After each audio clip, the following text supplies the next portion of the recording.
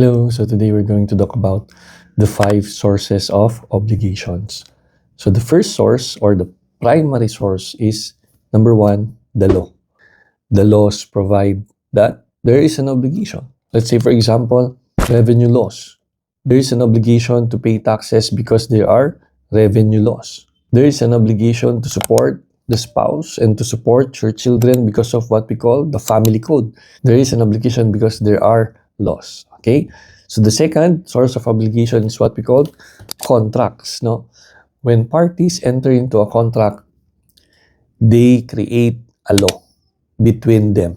No? Kaya nga sabi natin, no, when parties enter into a contract, that contract is a law between the two parties. Okay? So, meaning that A or party A has the obligation to fulfill in favor of B, and that B has an obligation to fulfill in favor of A. No? That's contract, no?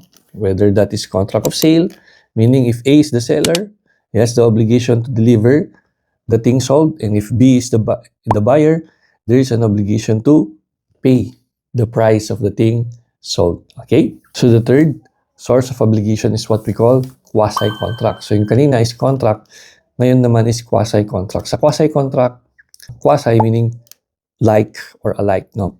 Parang contract. The difference is there is no agreement, no? There is only a legal, voluntary, and unilateral act. No? There are quasi-contracts to prevent what we call unjust enrichment. No? There are two common types of quasi-contract. The first one is negotiorum gestio, and the second one is solutio indebiti. Negotiorum gestio is when there is an abandoned property or abandoned business, and a person who has no obligation to take care of it, takes care of it, manages it, no?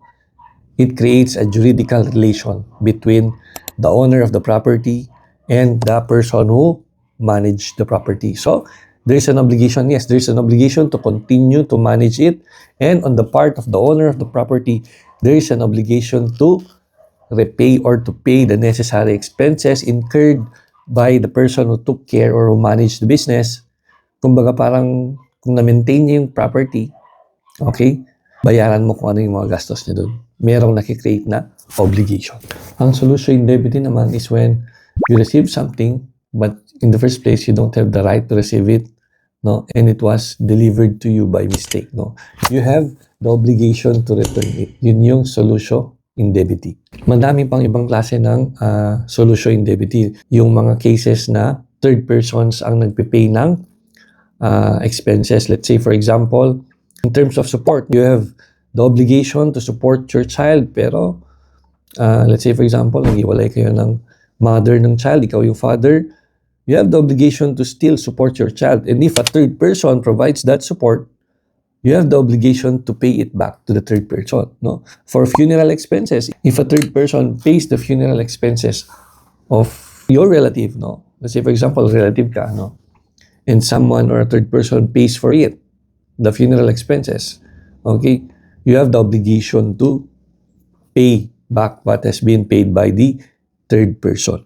The next source is delict, o yung tinatawag nating crime, no? Meaning, there is an obligation if there is a crime committed, no?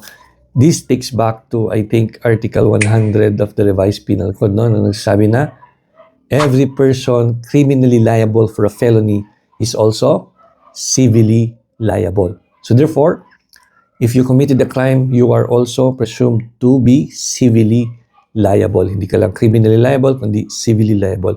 Attorney, bakit ganon? Because of the characteristic of a felony, no? Remember, when you commit a felony, okay, there are two instances that happens, no? The first instance is an offense against the state, no? Kaya nga, lagi sa mga criminal cases, no, it is people of the Philippines versus the accused. No, because the offense is committed also against the state. No, it's never a person versus another person. It's always people of the Philippines, meaning the government.